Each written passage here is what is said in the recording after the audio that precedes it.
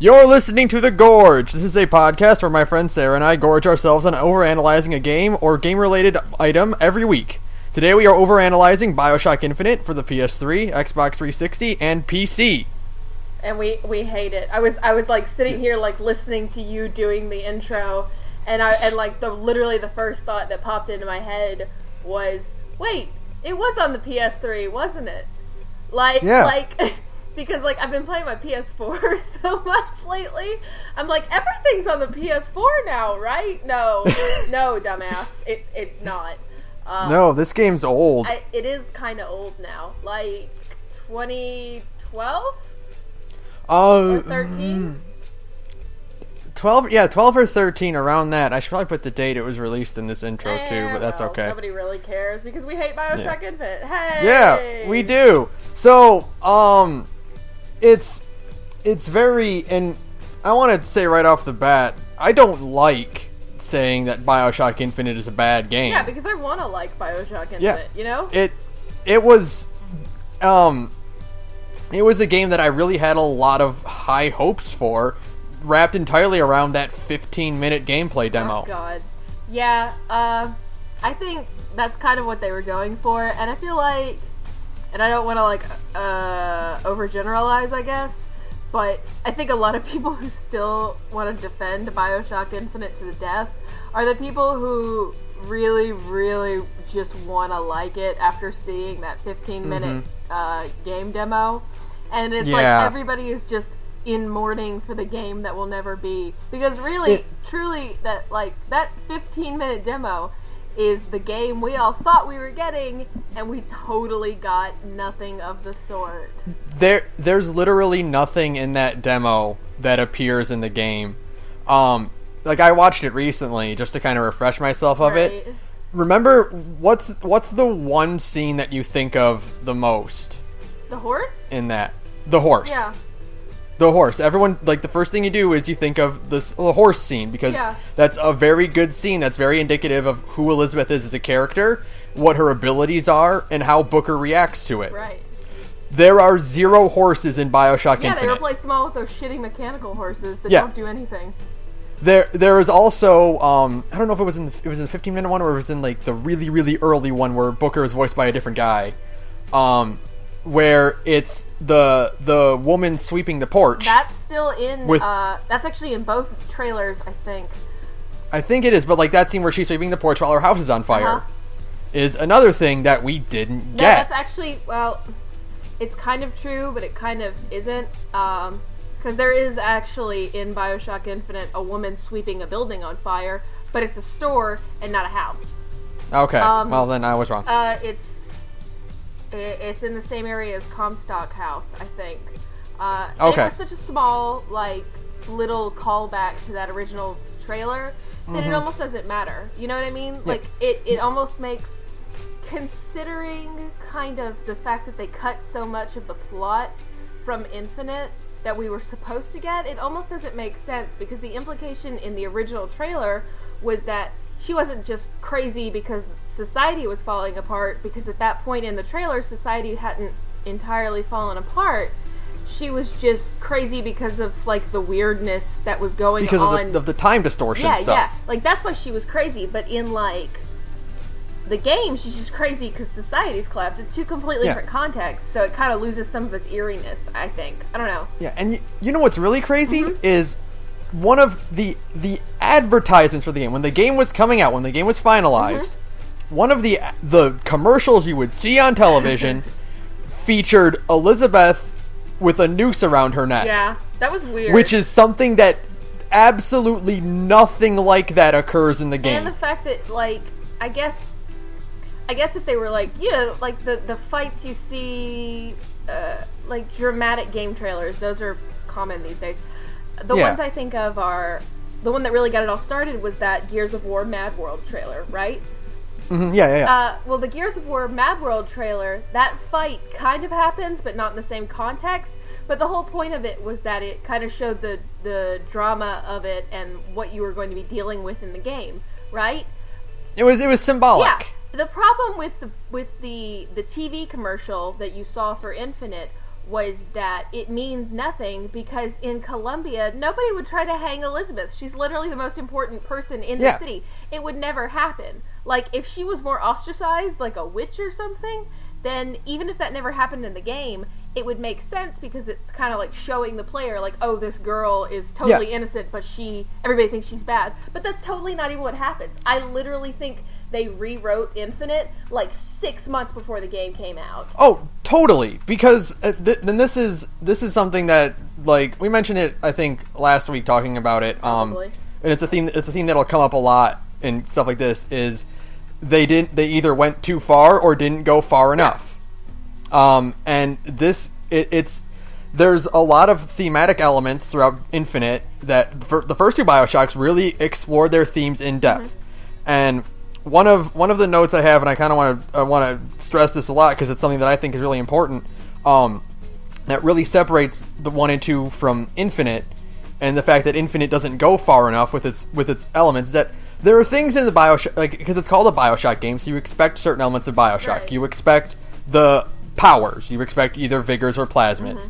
You expect monstrosities that you will do battle with. Big daddies or handymen or, what have you. The problem is that in Bioshock 1 and 2, plasmids and big daddies of the game, Rapture falls absolutely. Because of power struggles involving getting Adam and people splicing themselves and their hunger for power.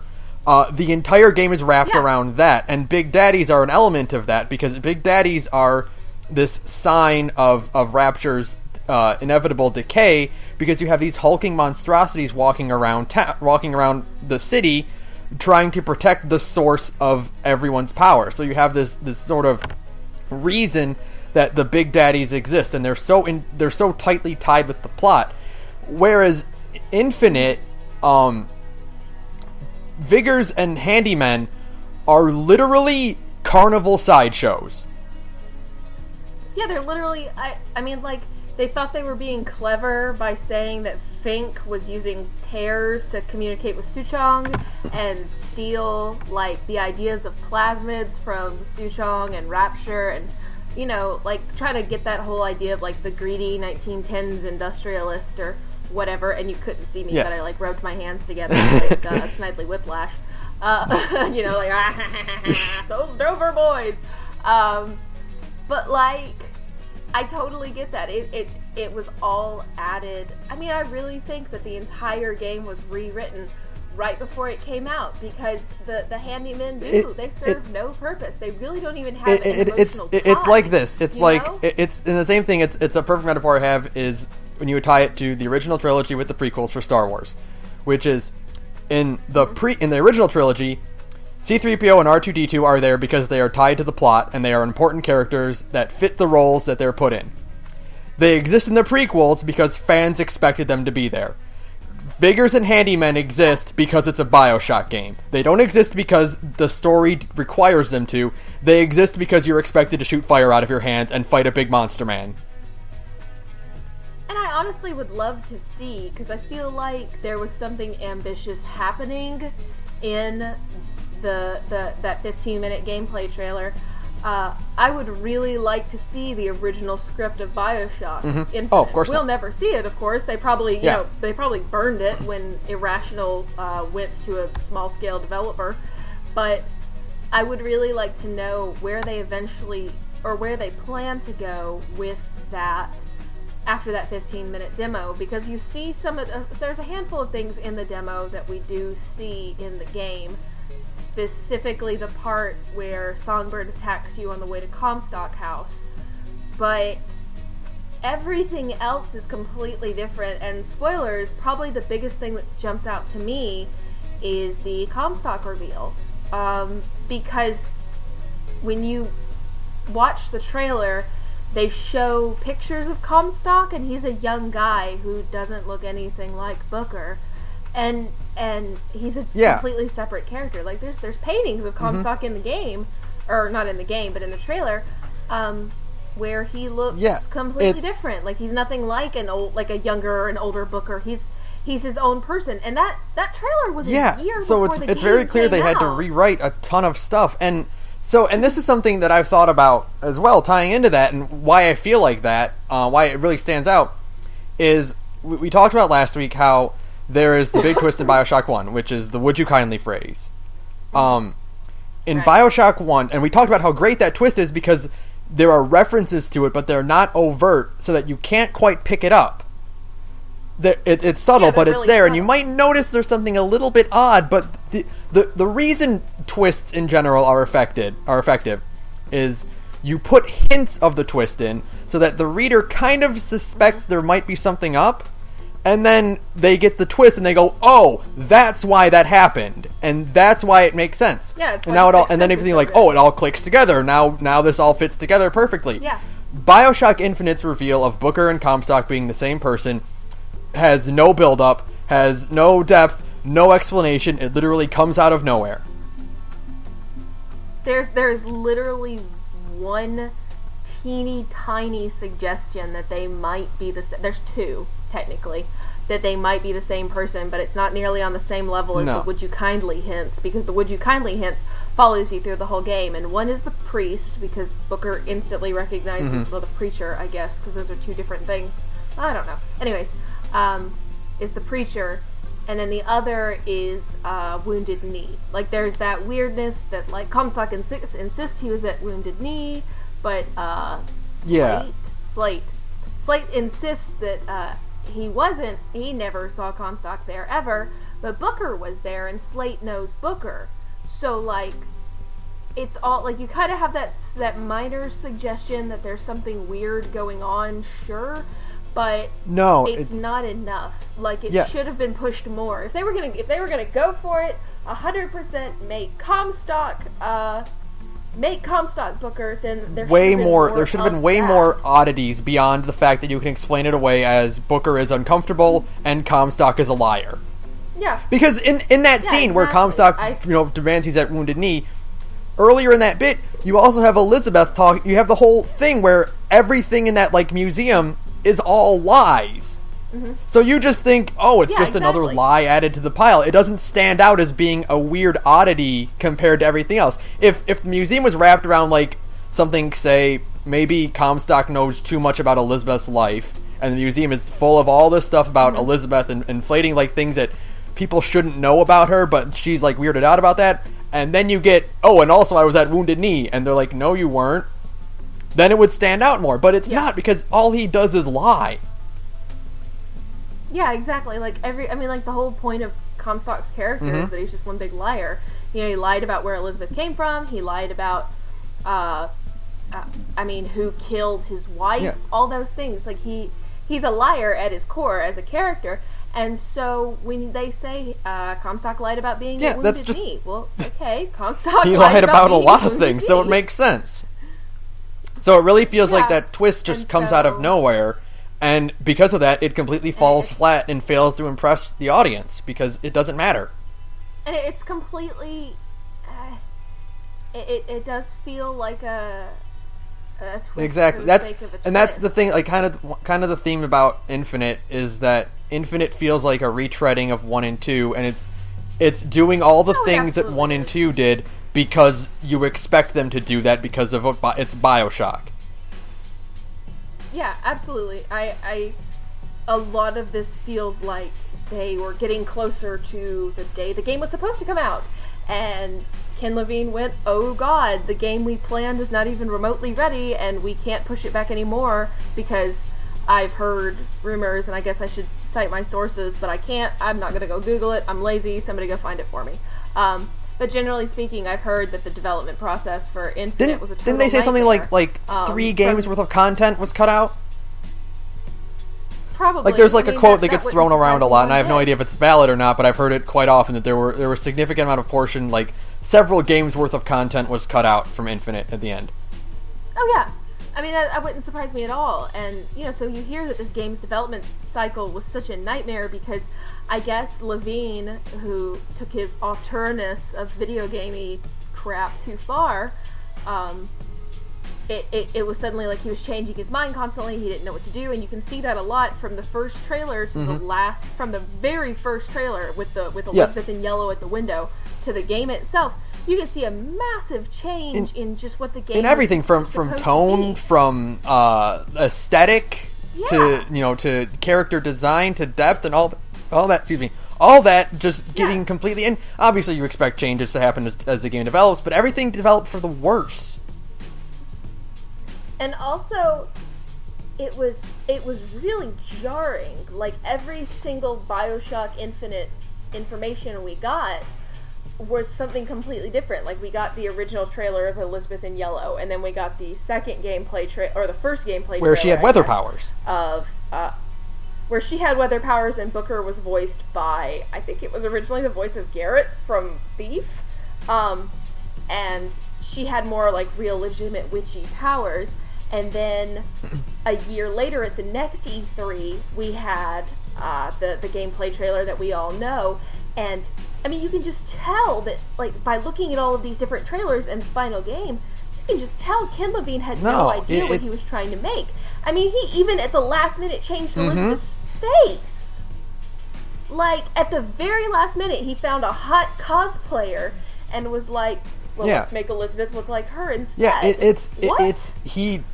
I mean, I don't mean to keep comparing him to this, and I don't like using this excuse. He George Lucas'd his game.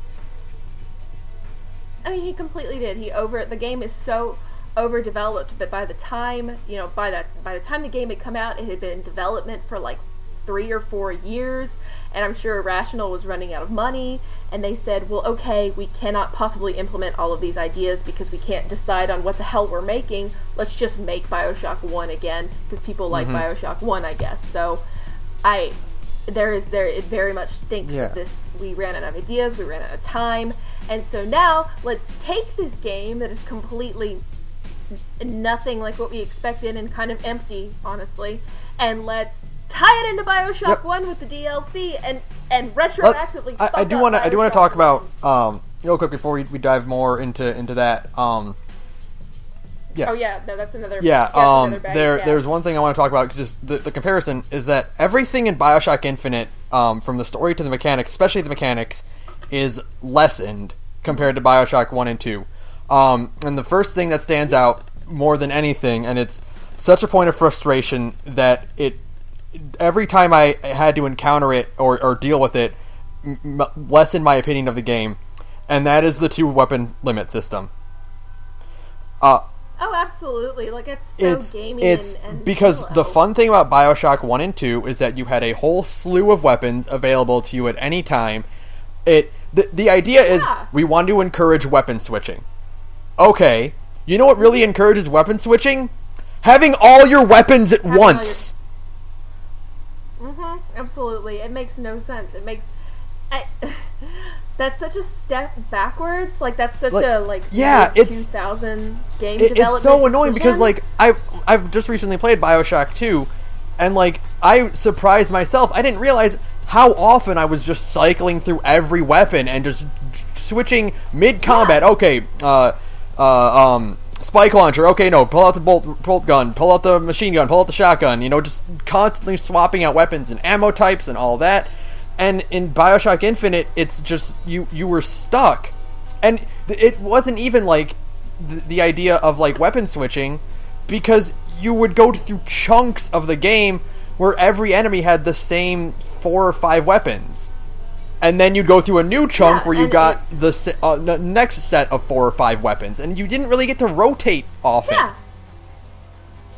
And there's no and I'm not sure if I'm remembering this right or not, but there's really no weapon swapping or weapon modifications in Bioshock. The only you can do mods, and this is a nitpicky thing, but I loved it in Bioshock 1 and 2, was watching crap get slapped onto your gun when you went to the Power to the People station, which is the coolest thing in the world, because I love details like that, like watching, in Bioshock 1 it was a Jack slapping on whatever parts he could to make his gun look cool. In Bioshock 2 you were going through more solid looking upgrades, and your gun was it came out looking much better. Bioshock Infinite's upgrades were basically, you can hold more ammo, or you can reload faster. Yeah. And it was kind of amusing to crank up the shotgun's reload animation to as high as you can go, and watch Booker shunt like 5 shells in a second. But it was just like, it's just like not. There's no depth anymore. In Bioshock 2, you would get a new ammo. You would get new ammo types. You would get your gun can ricochet bullets if you got the machine gun upgraded to the maximum. There was no like cool upgrade for that. It was just you can shoot faster, it does more damage, or it reloads faster. Yeah, and it's kind of like, I feel again like it was a casualty of the downgrades that we had from the 15-minute gameplay demo to the game we got, was that the trade-off was you didn't have a ton of weapons, but Elizabeth's powers would function more in a combat setting than they ultimately did. Like, the trade-off would be, well, you can't upgrade your guns, but Elizabeth can bring in trains and things like that we saw in the original gameplay trailer. It was like, oh, well, that's cool. That's really a cool kind of step up. And it was even insinuated that Elizabeth's powers themselves could be leveled up eventually, so that you wouldn't be changing your guns, but she would be getting stronger and able to do more in a combat situation.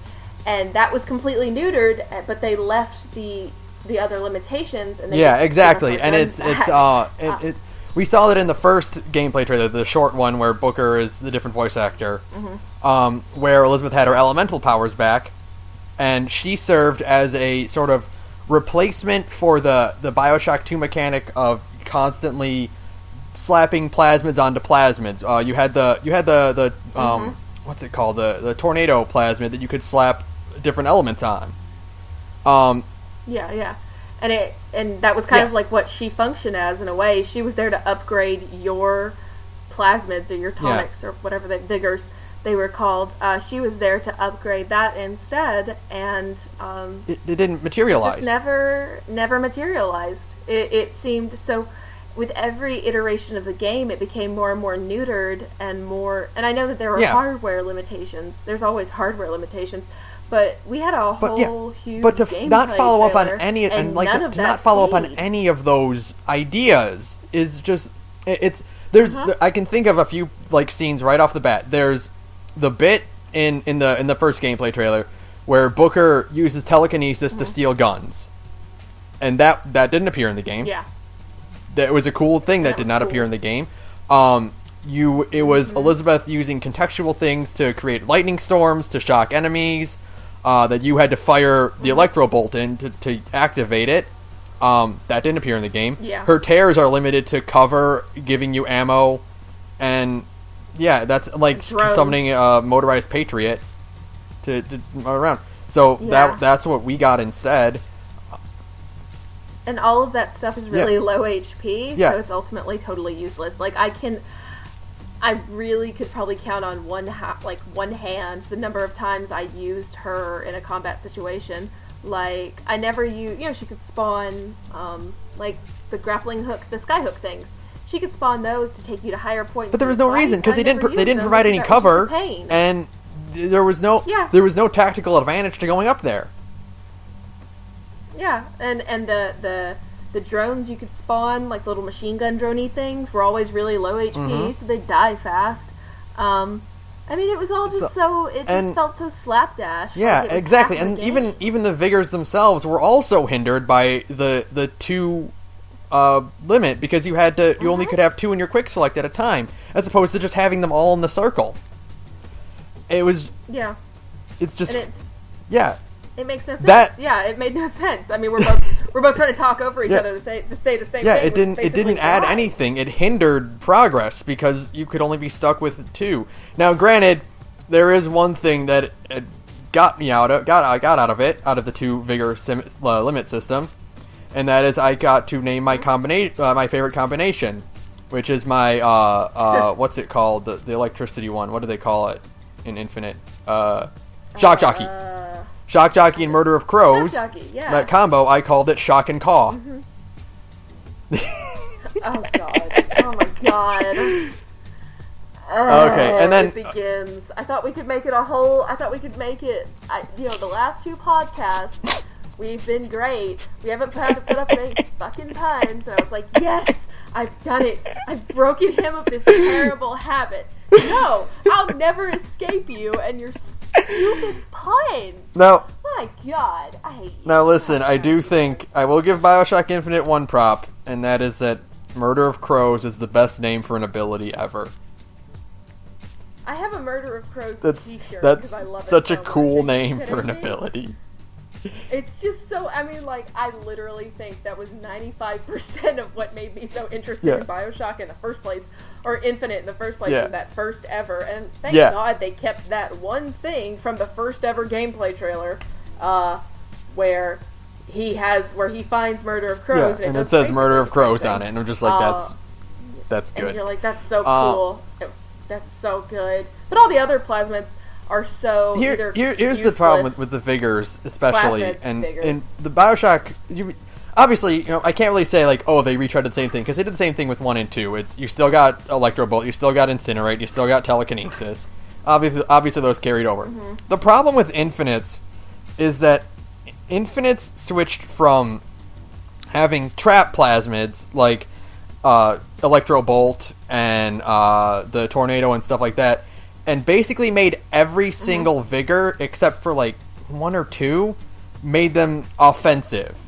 Shock Jockey deals deals damage now. Whereas Electro Bolt didn't, unless they were standing in water. Electro Bolt didn't deal damage; it just stunned them.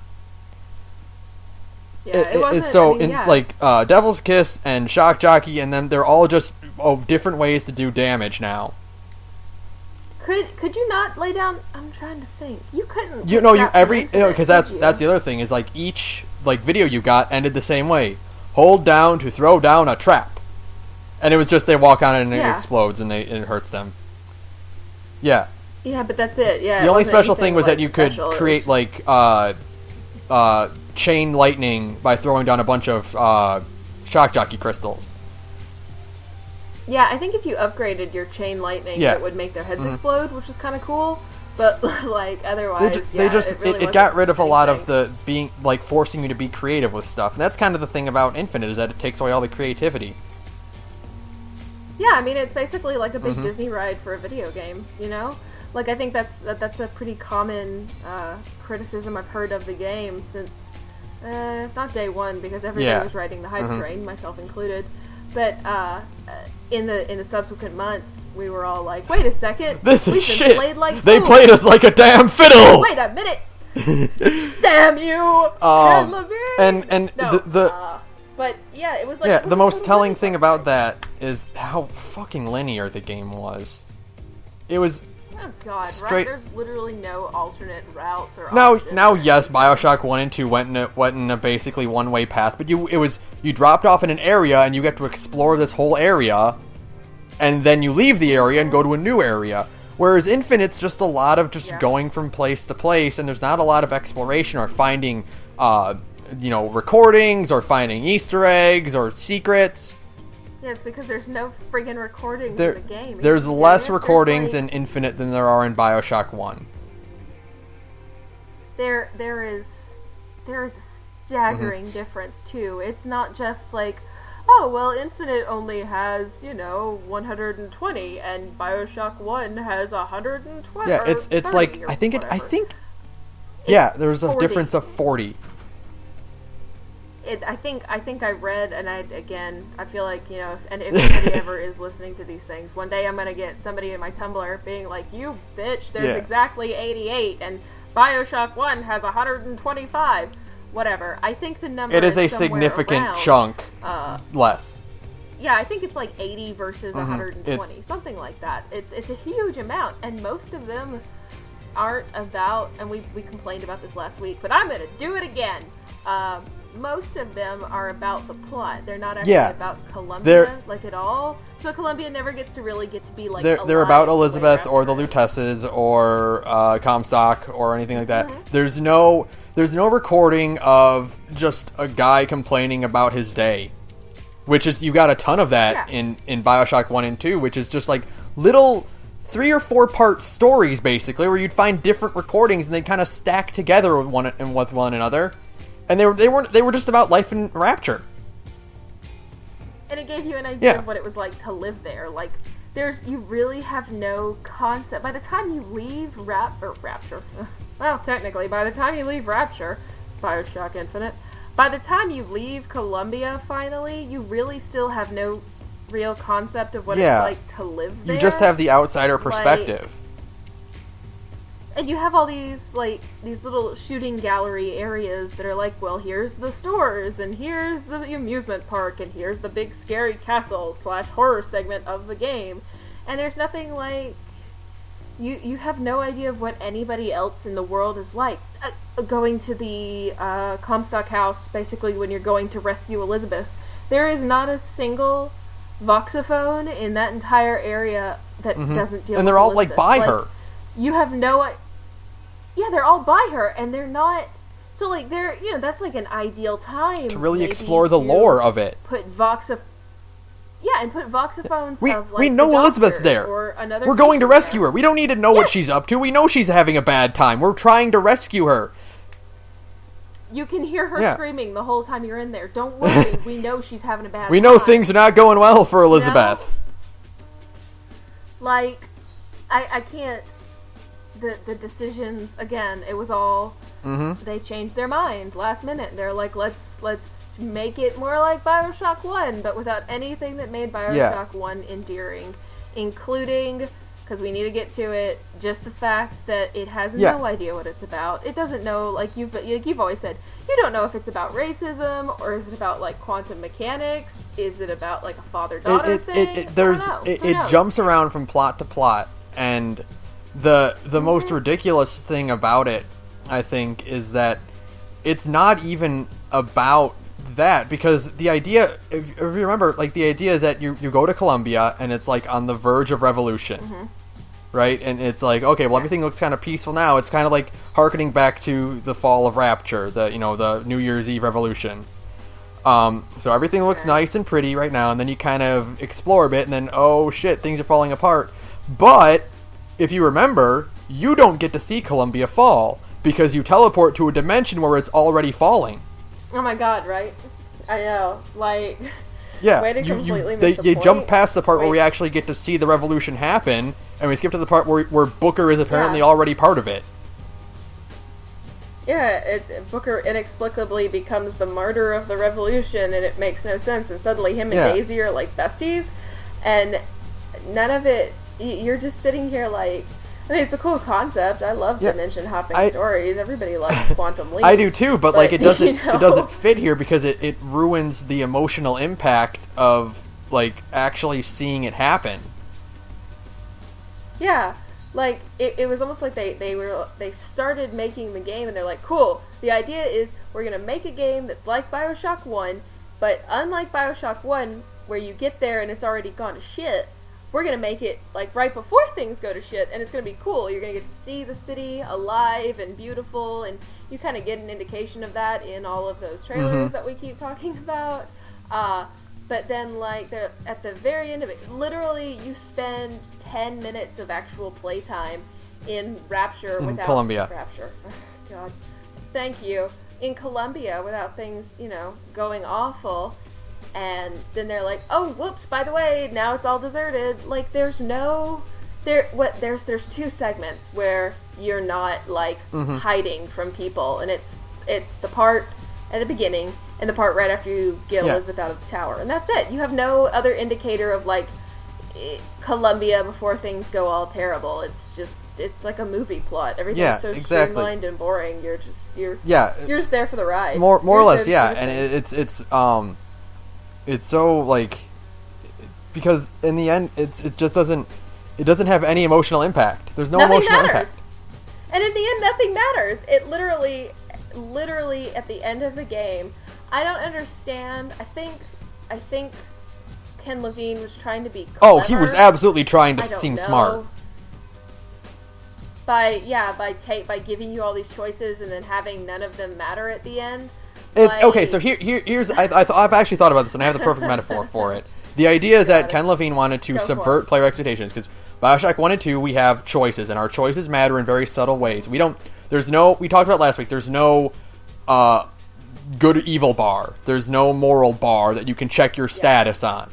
It's your choices will give you the ending that you deserve as a player.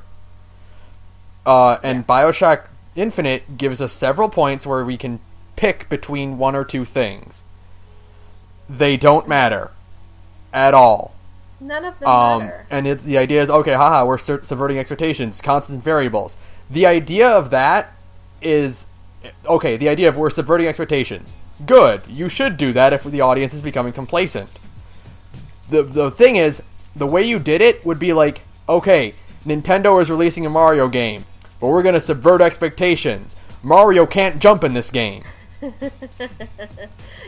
it's just so smug. Like, that's all it comes across as, ultimately, is just really smug. Yeah. Like, oh, you thought all of this stuff you were doing mattered, but in the end, I, Ken Levine, can feel smart.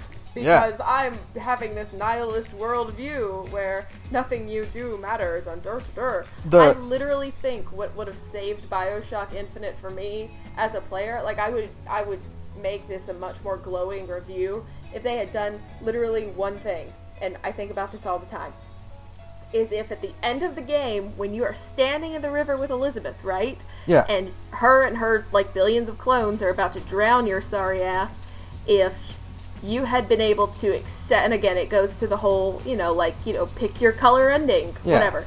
Go with me here. If you had been able to go, she says, well, I'm going to baptize you, and I'm going to get rid of Comstock and Booker DeWitt. And if you had gone, okay, or if you could have gone, hell no, right? Yeah. And then what happens is, she shoves your ass under anyways, and then you just wake up back on the boat with the Lutesses again, and literally start the game over.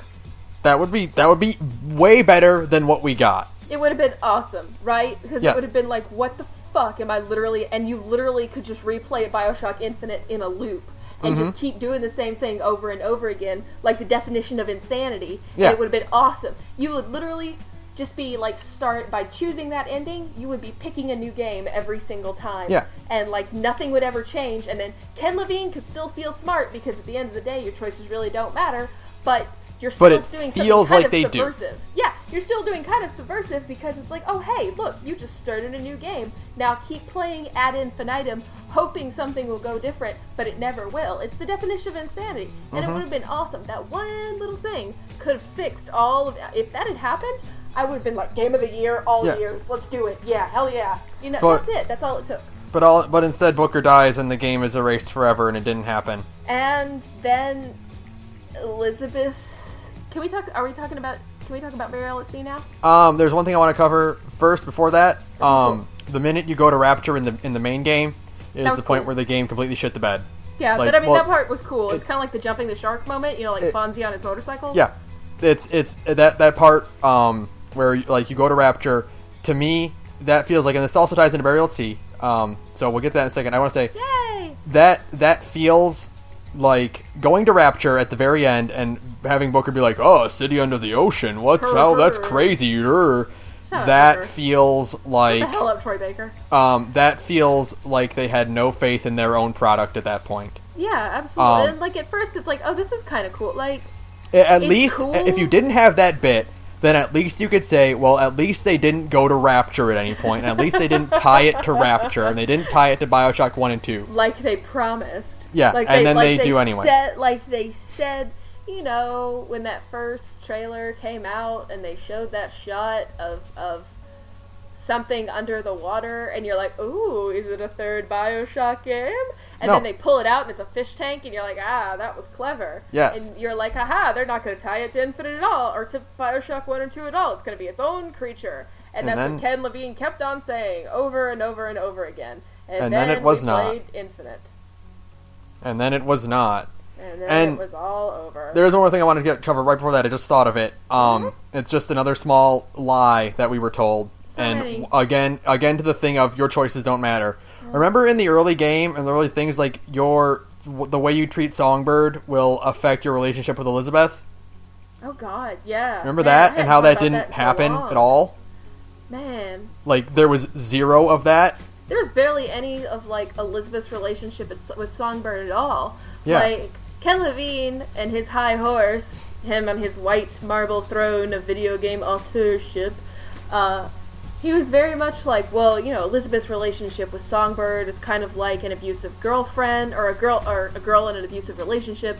And you're like, oh, that's kind of, an interesting way to think about it. Interesting, at least. Yeah, she's still, she loves him, but he's not, He's controlling and sort of manipulative. You don't and get any of that. The idea that, like, he's obviously bad for her, but if Booker tries to fight him, she'll get angry at Booker because she still loves him and needs him. Because he's her only friend. Like, that was the idea, is that Songbird was her only friend ever growing up. And then, no, it's nothing. She just drowns him in rapture. Yeah, and it's she's over. Like, oh, let go. Yeah, Bitch, she's a Disney princess. What are you talking about? You don't even know what you're talking about anymore. Like, there's no indication that she even liked him at all. Yeah, beyond the fact that he was kind of like her big robot bird pet. Yeah, and, like, that's kind of it. It's like having a dog that bites other people, not really, like, a real friend, Mm-hmm. Like, I just can't... And there was nothing really, like, there was no reveal with Songbird. Like, weren't we all waiting for that moment? Like, the big twist in Infinite should have been, not that, Booker was Comstock, it should have been that Booker was Songbird. I mean, we all know that, right? Like, Booker should have been if anything, Booker should have been Songbird in, like, some sort of weird, Delta thing. Yeah, like a weird alternate dimension Delta thing, and you're yeah. Because here's the interesting thing. It's kind of interesting, I guess, because it ties to Bioshock 2 more than it does Infinite. The idea of constant variables. There's always a man, there's always a lighthouse, there's always a girl. Right. Delta is the protagonist of the Rapture verses. Yeah. Because Jack is not an outsider. Mm-hmm. Jack does not rescue a girl. Jack only goes to the lighthouse because he left the lighthouse and then came back. Right. Delta is the outsider. Johnny Topside is the outsider. He is rescuing his daughter, and he came there because he found the lighthouse. Yeah. So Delta is the Booker. Yeah. So, and which is funny because Ken Levine hates Bioshock 2. I know, and it's like you literally just remade the plot of Bioshock 2, but not as good. Mm-hmm. You literally made the plot of Bioshock 2, but you somehow managed to make it worse than a game that is kind of like considered, like considered a lesser product than its predecessor. Yeah, and yet somehow you still managed to make a game that was more disappointing than that. And I wasn't disappointed by Bioshock 2 at all. We love Bioshock 2, as we said last week. We love Bioshock 2. But, I guess people have, like, everybody has their own opinion. They can have a wrong opinion, but still. But, like, there was nothing really to do with Songbird at all, and that was what everybody was waiting for. And again, I guess Ken Levine thinks he's being smart by subverting expectations and saying, well, Songbird's just some poor random asshole. But, like, there's no real poignancy in that then. Yeah, I felt nothing when he died because I didn't get a chance to interact with him in any way. Yeah, and if they hadn't, again, like, if we're trying to make Bioshock Infinite the same game that we got almost with, like, the most minor changes, not like revamping the whole game entirely, then if we had gotten no other interaction with Songbird whatsoever, but Songbird was Booker, then you would still feel more for Songbird when he dies, because it would change the way you perceive what you just played. Yeah, exactly. And then ultimately you don't get that at all. You get the Comstock reveal instead, which we don't even really get a chance to know Comstock either. Yeah. So there's just, I don't know. I wish I could it's really hard to pinpoint exactly, like, where the disappointment lies, because it's just a general, like, blanket, like a blanket of disappointment over the whole game. A blanket of failed expectations and false promises. And tragedy and poor writing decisions. I mean, we could probably spend 2 whole episodes talking about this. The underutilization of Lutesses, which is weird, because Lutesses are in the game a lot, but they still seem like massively underutilized. So, and here's a perfect example of that, is there's a very early point in the game where you kind of, you're walking around Columbia, and you see the statue of Robert turned into Rosalind, yeah. Yeah. Nothing like that ever happens in the game again. Yeah.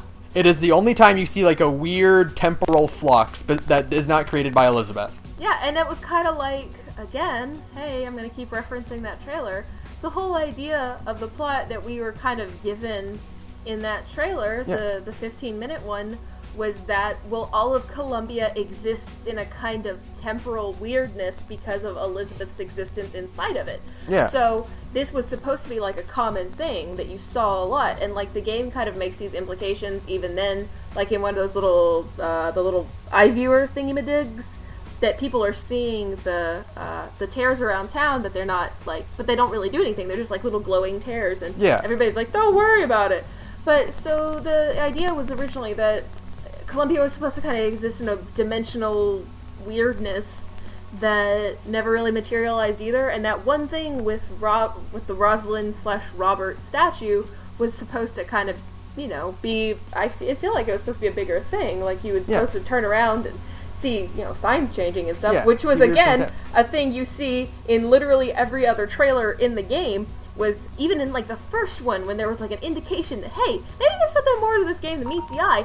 In the very, very first gameplay demo with the different voiced Booker, there were signs changing in the background. Like there were signs. You have to go back and watch it again, and I haven't seen it in so long. But there's literally like stuff in the background that changes from like one shot to another, and you're like, something weird is going on here. Yeah. Herm. But then again, it never materialized. And that's just another pile of disappointment, another scoop of disappointment onto the pile. Another scoop of disappointment onto the ice cream sundae of sadness that is Bioshock Infinite. Okay, so let's get to it right now. Are we talking about Burial at Sea? Burial, or as I call it, Burial at Seething Rage. Okay. Disappointment at sea. So, all right. So here's the thing: is playing Bioshock Infinite. Wait, I gotta say something real fast. Clarifying, I never played Burial at Sea, but I know enough through you and through the internet to hate it. So go ahead. You've watched. Okay, so playing Infinite, at the very least, I felt something at the end. It was disappointment and confusion, but I felt something. Mm-hmm. When I finished Burial at Sea Part 2, I felt nothing. Oh, that's so sad. I didn't care. Oh, that's awful. And that is worse. God, it's Burial at Sea is pointless. It literally is. I don't like to say that a lot. I don't usually use that word unless it's very specific, because I think everything should have some sort of significance in anything. Burial at Sea is pointless. There is no reason for it to exist. It does nothing to enhance the story. It does nothing to enhance the gameplay. It is just nothing. It's almost overwhelmingly nothing. Like, how do you take an entire game that wasn't awesome, but it was like a solid 5 or 6, you know, like a D plus. How do you take a game that was like a solid D plus and literally reduce the entire game and any like emotional poignancy that might have happened? And I did have a few moments of Infinite where I was like, oh, you know, mostly the parts involving like when Anna was taken from Booker and things like that. You're like, oh God, oh my God, like that part is actually kind of sad. How do you take any lingering, remaining emotional depth that the game might have had and reduce it to the prologue for Bioshock 1? How do you take all of Booker and Elizabeth's story, however middling and disappointing it might be, and you literally say their entire character arcs exist for the sole purpose of furthering the plot of Bioshock 1. And here's the thing, it's not even furthering it, because the story that they tell, that Elizabeth is the reason that Fontaine got the code word and she set up so that Jack would come back. We didn't need that. No, we know totally that Fontaine is a scumbag and a traitor and manipulative, and he conned and tricked his way into getting the phrase. That's all we needed. You really don't need an explanation. Collectively, like 8-hour long explanation? Because 6 to 8 hours long, yeah. Yeah, those DLCs were major ripoffs as well, because there's literally no content for the amount of money they charge for them. It's gameplay wise, you get less options in your gameplay, especially playing as Elizabeth in Burial at Sea 2, because Bioshock is not a stealth game. Infinite's not a stealth game. The stealth in Burial at Sea 2 is terrible. So basically, playing as Elizabeth is like playing as Booker with half the available equipment and a quarter of the available ammunition. Amazing. It feels so pointless. I didn't playing the DLC like that should have changed your perspective on the Bioshock trilogy, but it didn't. All it did was change my perspective of Ken Levine's ability to write. Yes. And the most frustrating thing is, again, harkening back to they didn't have faith in their own brand. Mm-hmm. All the trailers we got for Burial at Sea was the big one we got was Elizabeth going into Booker's private eye office. That creepy flirting with her dad moment. Yes, and which is weird because she knows she knows he's her dad at that point, it's really weird. And she still kind of is weirdly flirty and sultry with him. It's creepy. And so, but like the idea is, okay, well, we're going to have a DLC pack that takes place pre-Fall Rapture. And that's going to be cool because they had the opening part where you got to walk around pre-Fall Rapture and go to shops and like talk to people and you know sneak your way into what's his name? Cohen, into Cohen's thing. And then after like an hour of doing that, it's we're going to the shit part of Rapture where we have to fight splicers again. The abandoned part of Rapture. Yeah, so that it can all be decayed and flooding like we're used to, and we can fight mutated splicers like we're used to. It's all just the same. I mean, like they were so friggin' eager to just remake Infinite or 1. And it's also frustrating because they couldn't commit because they still have Booker drinking the plasmids, which frustrated me till no end because that's not how it works because they're needles. That's like one of the parts where I'm just like, and it shouldn't bother me because it's such a minor thing, but like it does because that's not consistent.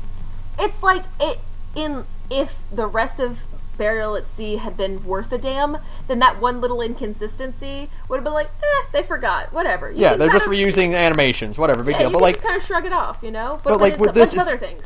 It just stacks because it just shows more laziness and more unwilling to commit to their product and just playing it safe and being afraid to try something new, which is disappointing because Bioshock 1 was such a new idea. Yeah. Oh my god, absolutely. It was just such a cool, you know, they were really interested in the aesthetic, they were interested in like kind of the moral questions that were getting asked, and frankly, knowing everything I know about Burial at Sea, I don't even really know like what the moral question is supposed to be. I guess it's the same thing that they were saying to Daisy, which is like, you know, your part in the play or the play itself. And don't get me started on that. I mentioned it to you the other night, where it was like, why would Daisy Fitzroy let herself be killed for the sake of like the daughter of the just because the Lutesses told her to, who she shouldn't even trust in the first place? Yeah, she shouldn't care because. For one, the Lutesses are literally the embodiment of like the oppressive system that's completely ruined Daisy's life. Yeah, she would know that because she would know that they worked for Comstock. Yeah, exactly. So why should she trust them in the first place? Why would she care about that? Why would she care about her role in Elizabeth's story? And that shouldn't matter at all to her. Even that is a rollback from their own fuck up. Yeah. Which is, we needed some reason for Elizabeth to go hardcore, so we'll have her murder someone. And that was kind of a shocking. It was poorly written, but it was a shocking moment. And then in Burial at Sea 2, they roll it back and say, "Oh no, it was meant to be that way. It was supposed to be. It's okay. Daisy's still a good person. Don't worry." Yeah. And it's okay. Sorry. What a colossal fuck up of the Lutesses character. Kind of like the character arc of the Lutesses that we see play out in the games, where, you know, Rosalind is a bit of a colder individual, and Robert is actually the bleeding heart, you know, nice guy of the duo. So, like, and the whole reason the game even gets started is because Robert is like, okay, I can't be a part of this world we've helped create, and we've basically doomed the world by giving Elizabeth these powers. Either you help me make things right, Rosalind, or I am going to leave you. You know, and so you're like, oh, well, Robert's a nice guy. He wants to try and set the record right. You know, he wants to do this good thing. And then, nope, he's just gonna convince Daisy to get killed by Elizabeth? That makes no sense. We need you to threaten a child so that you can be murdered. Okie dokie. Okie doke. And it's like, so it goes completely against Daisy's character. Yeah. It goes completely against Robert's character. None of it makes any sense. Like, if they were so friggin' all-knowing, then why did they even care? Oh god, I'm like thinking myself in circles. My head hurts. And it's just it's so annoying especially because the whole idea behind Burial at Sea itself falls apart and ruins the ending of Infinite. However bad the ending of Infinite was the idea was that it erases all Bookers, except for the one in the epilogue, which you're not even sure which Booker that is, or if he even still has Anna, or what, and it's just kind of like a weird mystery. And then in Burial at Sea, it's like, oh, we need you to get this one that Time forgot? That somehow got away, which makes literally no sense from their own writing standpoint. Yeah, their own logic is that you either become Booker or Comstock because you go to because all Bookers will go to the baptism. Right. And whether or not they go through with it is what the variable is. The constant is they all go there. Right. Except for this one, I guess. Yeah, that makes no sense. Like, that goes completely, like, it is completely detached from their own writing logic. The logic being, if you smother him in his crib, as Booker puts it. Yeah. If you kill Booker at the point of divergence, it should theoretically, or it should, by their own writing, like the laws of their own universe, it should destroy in an instant every single Comstock and every single Booker, except for, God willing, the one that we see in the epilogue. Yeah. So there's just the idea that there's just one that just kind of, like, wasn't there. But how? That's so counter to, again, and the only explanation we get is that he had Sally and he's actually old and busted. And but I don't understand how that works. Like, it chopped off Anna's head instead of chopping off her finger. But he's still Comstock. Yeah, but it doesn't matter. It doesn't change anything. Like, you're still no reason for him to be there. None of that should have happened. If Elizabeth and all of her creepy clones drowned Booker in the hypothetical, moment of truth at the very end of the game, then how is there still a Comstock to cut off Anna's head? It's just so dumb. It doesn't make any sense.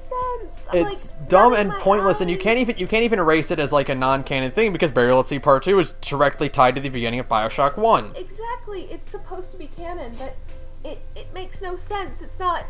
It doesn't follow any of its own internal logic, and that's really important in these, like, fantasy stories, is like, well, they're doing all this crazy stuff, but it still follows its own internal logic, so you can accept it. But if they can't even follow the basic premise of the ending of their game, then how does any of this make sense? How can it have any validity at all? Yeah. As a story medium, because Ken Levine is such a pretentious ass talking about how meaningful and deep his game is. It's so not. It's really not. Yeah, and it's not. And there's nothing wrong with having a game that's shallow. Sure, I love shallow. I mean, like, comparing it again, it's Mario. Mm-hmm. Like, you can make a solid game that doesn't have a deep story to it. If you wanted to make a Bioshock game, it's just kind of chill, and it's just like, hey, we want to make a Bioshock game where you shoot fire out of your hands and you shoot bad guys and you run around and kill a bunch of people and you're in Rapture and it's cool. It's action-packed Bioshock. Like, that's, if you want to just make a chill Bioshock game just using the same mechanics, that's fine. You can make that. But don't try to be pretentious and, like, try to be deep with your story and then pull back and play it safe anyway. Yeah, I'll never ever forget reading in, like, one of those, like, Game Informer, back when Game Informer was relevant, like, in one of his interviews he's saying, like, oh, it's not tied to Bioshock 1 at all, it's its own story, and you're like, oh, that's kind of cool, and then there at the end, they couldn't even commit to that. No. They couldn't commit.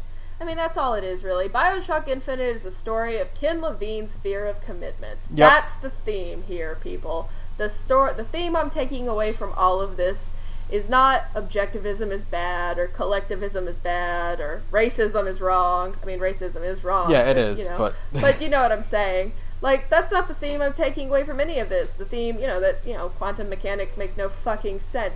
The only thing I'm taking away from any of this is that Ken Levine is afraid of commitment. Mm-hmm. Okay, Before we wrap it up, I do want to talk just a little bit. Let's go for quickly. It. Oh, it's fine. We can talk as much as we want. I want to talk about some of the things that, after all of that we just said... 60 whole minutes. Some of the things that Bioshock Infinite did right. Did it? It did a few things right. It was pretty. It was a very pretty game. I want to buy the art book for this game. I'm gonna buy the art book for this game. Yeah, because you can get it. You can get it as a 2-pack. Yeah. Well, you can. On Amazon. Last night we were looking up the price of the Dishonored art book, and we'll talk about Dishonored later. And like, it was like, hey, these 2 items are frequently bought together in this Dishonored and Bioshock Infinite. And I was like, oh, neat. Shocking. I'll just buy both. There are a few things. I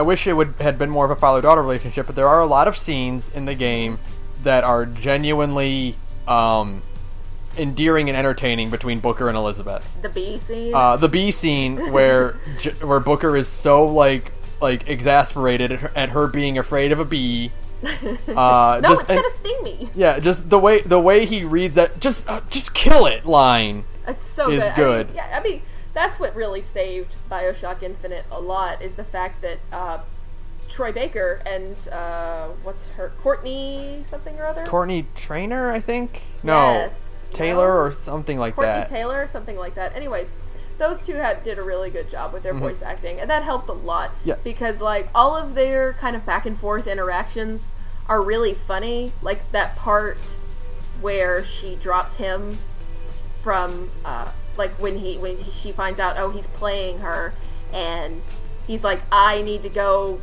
Oh yeah, the scene where she drops him off the balloon, and he's like trying to get her to grab his hand, or to pull him back up, and he has. There are 2 lines where he says, I just need enough guns to fuel an entire uprising. Yeah. Or it just kind of trails off, and then there's the line where she's like, oh, from where? One of our many friends and allies? Yeah, like that's all really good. Like, both of those, so they had a lot of, and there's also a scene where they get to the weapon tools needed to repair the weapons for the what's his name, the weaponsmith guy. Yeah. And they both get to them, and they realize that it's a very big machine, and they both realize they have no way of getting it out. And like they never thought about that once. I kind of like the idea. Like people complained, like they're both idiots. I kind of like that about them. It was very endearing because like it shows that they're just they're really like rushing headlong into things, and they're not thinking about it. Yeah. Like, and there's really also the one of the best lines in the entire game. I know which one you're about to say. Elizabeth, why is your mother a ghost?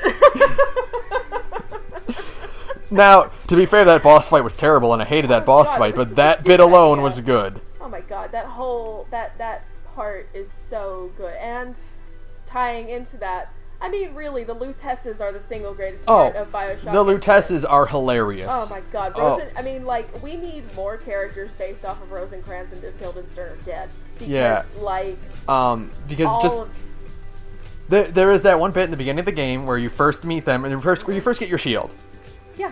And you're given the pistol, and you can shoot at Rosalind, and she will 5 times comment about you missing. Missed it again. Yeah, it's awesome. If there's a part where there's the piano that you have to push, and if you hover around there, they will comment about how you're not moving. Oh, and they also, the part before that scene, actually, the aircraft, the airship crashes, and they're playing the Songbird's song on the piano, and Elizabeth's like, Booker, come help me open this door, for God's sakes, they're gonna bring him back. If you just kind of, like, sit around and listen, and it's really kind of sad, because Elizabeth the whole time is like, Booker, hurry! But if you listen to them, they spend that whole segment arguing about the notes, and it's one of, like, the exchanges are so good. It's like, that's the wrong note, and like that whole back and forth is so good. They're really funny. They are great characters, and there's also the part in the very beginning of the game where it's he doesn't row. No, he doesn't row. Oh, I see what you mean. Like, it's just they were such funny and interesting characters, and there's also the voxophone you find before they meet where Comstock's wife accuses Rosalind of sleeping with Comstock to produce Elizabeth. Right.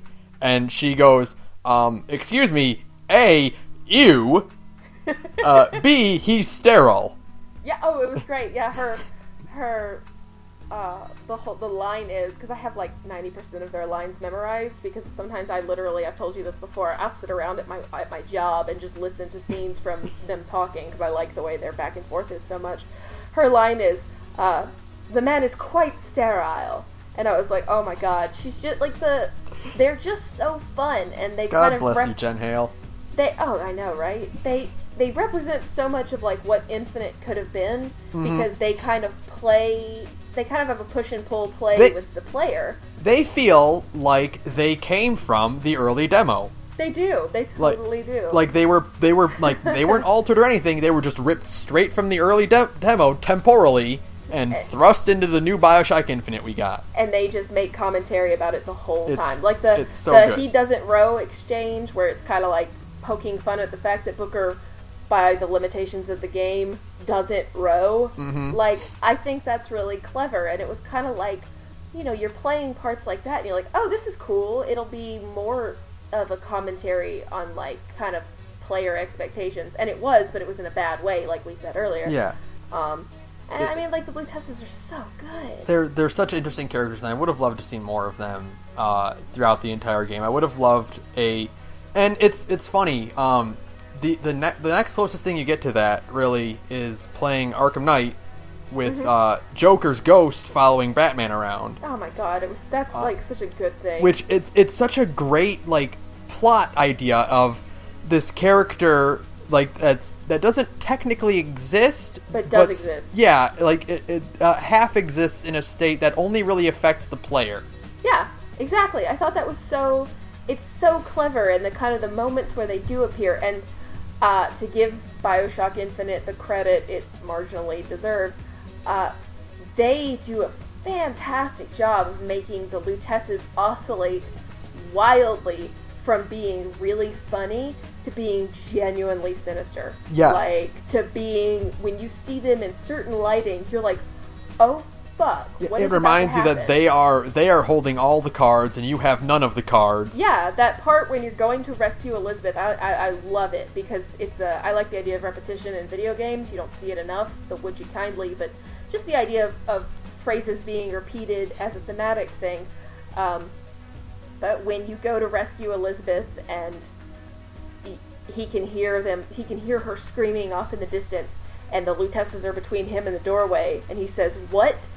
And they say, you know, why do you question what when the delicious question is when? Lives, will live. Dies, died, will die.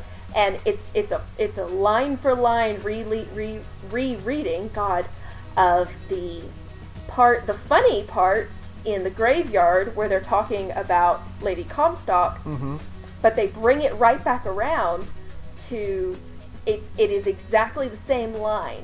But they turn it into something way more sinister, and it's because it's in a different context, and it's a context that's weighted more, because in the context of Lady Comstock, she's already dead. Yeah. In the context of Elizabeth, it's she might die if you don't hurry.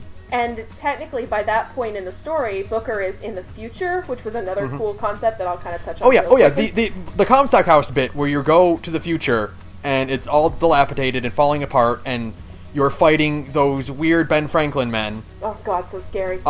Is probably the highlight of the game. Oh, absolutely. Because it's genuinely terrifying. Twist. And there's one part where you realize just how terrifying it is, and that is the moment when you realize that the enemies don't drop ammo. Yeah. Oh god, that part was awful. You have you don't realize it quite at first, but as you're running low and you're searching the bodies, you're realizing, oh god, I don't have anything. I'm going to run out. Yeah, it's like, why would they have ammo? They're crazy house patients, you know? But it's like, oh god, I'm going to run out of the thing that will protect me. Oh, and it was so that whole segment was so good. Especially, and it's kind of a retreading of a bit in Bioshock 1, but it's worked so much. I think it's one of the few things that Infinite did better. When you activate the elevator. Oh god, that jump scare! And then you can't walk backwards, so you turn around and boy of silence. Oh god, that jump scare is so good. It got me! I've told you, I've replayed that game 4.5 times, and it gets me every single time. I'm like, even though I played it, when I played it again, I was like, I know it's coming, but I don't want to turn around. And you can't walk backwards. Yeah. That's a really smart little, gameplay thing right there. That was clever. Yeah, and yes, it is harking back to Bioshock 2 Bioshock 1 when you get when you first go to the dentist's office, and you turn around and see the splicer in front of you. But Infinite did it way better because the Boys of Silence are terrifying. Oh, they're so terrifying. And it also helped that, that whole segment is so scary because of the no ammo thing that you're already so tense from all of this other stuff that little moment of tension is, that moment when the tension snaps is so good because you're just like, oh god, I'm gonna die, like, oh man. And here's another thing, and this is kind of a personal thing, so I don't know if it affected anyone else. If it did affect you the way it affected me, please tell me in the comments or whatever. We should get a Twitter. Yeah, I should get a Twitter. I'll set up a Twitter after this. Yeah, but so there's something that affected me really well, and that's okay. So in that area, once you've cleared everything out of there and you have to ride the elevator down, the elevator is in the middle of the room, basically. Yeah, it's really creepy. It's kind of like in the middle of the room, and it's and you see the arrow. You have the arrow you can press to kind of guide you where you need to go. The green arrow, because they didn't have the compass arrow like in Bioshock 1 and 2. They had the green trail. Yeah. Once you cleared everything out, the elevator is very small, and you're kind of desperate to get there, or at least I was. Oh yeah. You're desperate enough that you're not paying attention, and it's possible to walk past the elevator. So, I did that, and then I hit the arrow, and I was like, okay, where do I go now? So I hit the arrow, and the arrow it's kind of like it leads me like a figure eight. Like a figure eight around the room, because like, okay, you missed it's like a GPS. You missed your turn, recalculating. Yeah. You go this way now. So I kind of went around like a figure eight of that room, and after 2 or 3 tries of that, still not finding the elevator, my thought was, oh god, they're doing the thing where the rooms just keep looping until I trigger the right thing. Like it wasn't out at the time, but PT. Or it's just oh god, I'm in a temporal flux where it's repeating itself. This is the most terrifying thing I've ever seen. Oh my god, what am I? Oh, I'm walking past the elevator. I'm an idiot. Oh, man, it would have been awesome if they did that, though, right? It would have been really cool. And I don't know if anyone else did that, but that was an unintentionally really effective way to scare the crap out of me. Oh, I understand. And I guess a final thing, because that area is so good. Like, in retrospect, that area is all really, really well done, except the fact that there's no fucking voxophones that have anything to do with anything other than Elizabeth, but whatever. Yeah. The reveal at the end of that area is so good. Oh, yes. God, yes. Help me. That scene is so perfectly done. Yeah, the reveal it doesn't even feel like a part of Infinite. It feels like a part of a game we should have gotten. Yeah, because it's you have the reveal where Elizabeth is standing in the darkness, and Booker has just gone through this huge ordeal to try to get at her, and she reaches out for him and she pulls him up, and you can see that she's old. And then she opens it up, and you see that she is leading the destruction of New York City. In the 1980s. Yeah. And this is so good. And then you're just so good. That was the twist that worked. That twist was so. That was a genuinely shocking moment where it's because Booker is just so baffled and just terrified and confused and reflecting what the player feels in that moment. Remorseful and bringing it back to the would you kindly twist and the fact that they set it up but really subtly.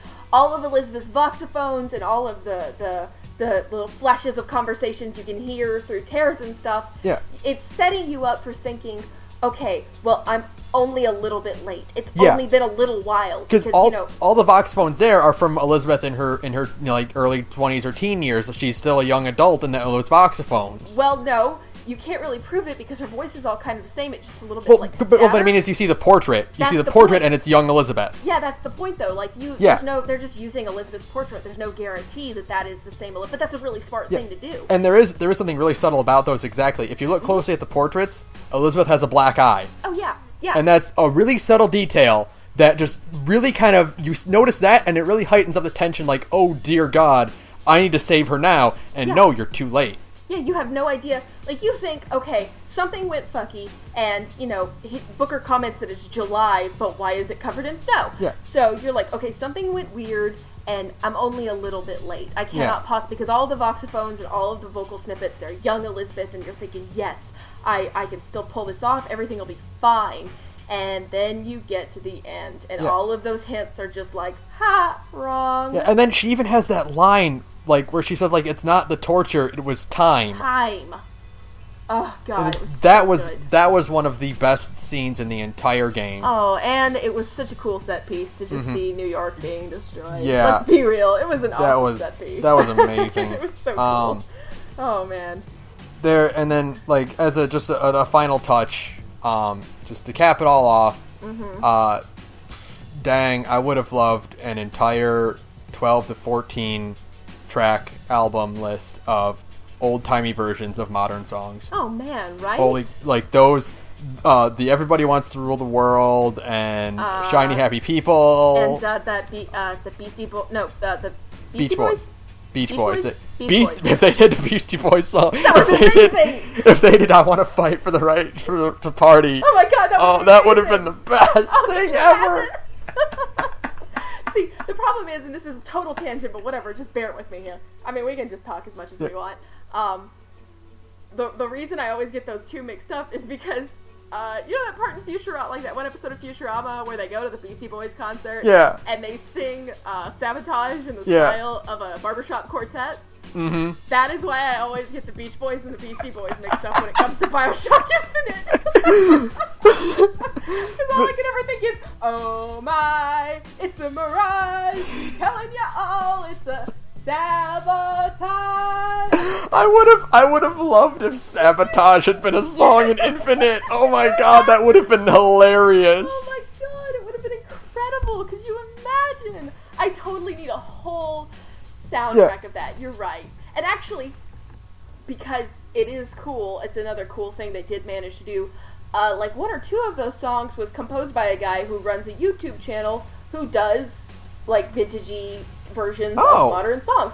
Yeah, so they actually called that guy up and they're like, "Hey, you want to do some music for Infinite?" So like that was pretty cool. That's really cool because I'll link you. I'll send you a link to that channel afterwards. Awesome, perfect. Yeah, and we can maybe post it with this as well when it goes up. Yeah, totally. I'll link that as well.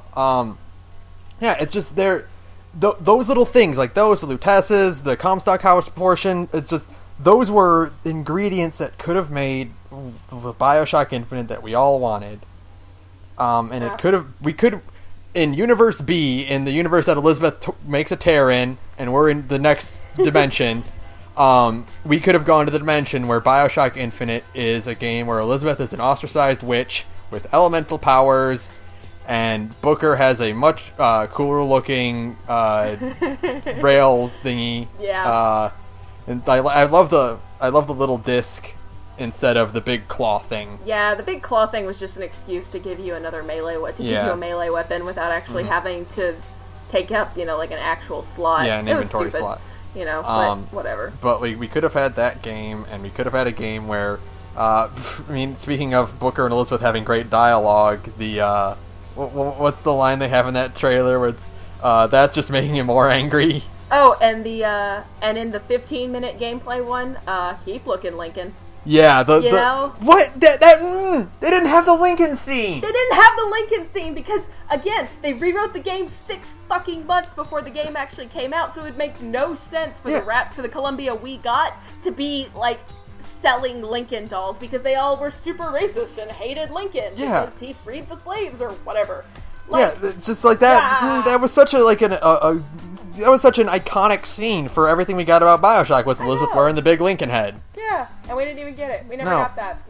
Nope, because Bioshock Infinite is literally just a big blanket of disappointment. Mm-hmm. And I hate Universe B because they always get the good stuff. Those bastards. And I mean, I know Irrational imploded. But because of Infinite, actually, it sold super well, and they still did not manage to make enough money. Can you believe that? That's that really is all you need to say. And I don't want to say good because I'm sure there's a lot of really talented art there, talented studios and developers and programmers and all that, and I hope they all found work, But like, it deserved to happen to Ken Levine because he fucked it all up. That's such hubris. After you make such System Shock is really good. They make that, and then you made Bioshock, which is really good. You'd think he would know how to do this, but I just cannot believe, when you think about it in long term, just how much of Bioshock Infinite was changed, right at the last minute. So here's one of the most telling things about it, and it's something I very rarely see. I'm trying to kick the habit, but sometimes I'll go to V. Oh god, you poor bastard. and V hates everything. They do. V is one of, like, as a collective, is disappointed in that we didn't get the good Bioshock Infinite. Oh, absolutely. Even they cared enough about that to be like watching, because like there was like a thing where like a thread like a month or so ago where they showed like, hey, remember this, and they had the 15-minute trailer in there. And everyone was like, I can't believe we didn't get this game. Because it was such a cool looking game. Everything about that trailer is just so cool. Yeah. Like, just the version we got was so bastardized, it was like watching a Ubisoft video. Yeah, we got Ubisoft! Ken Levine did to Infinite what Ubisoft does to its graphics. To everything. Oh, man. I guess that's a good way to end all of this. I think that's a good note to end all of this. Yeah. Ken, we got Ubisoft. Softed. Ubisofted? I'm ruining the joke. Yeah. Everything was Ubisoft. Motherfucker. So, that'll do it for us. Thanks to Broke for Free for use of our background music. Link to their work in the description. We talked for almost an hour and 30 minutes. I know. I'm super proud of us. I need to make fuck Dima. Fuck Dima. Fuck Dima. Always. All right. Fuck Dima. Good night, everybody. Bye, everyone.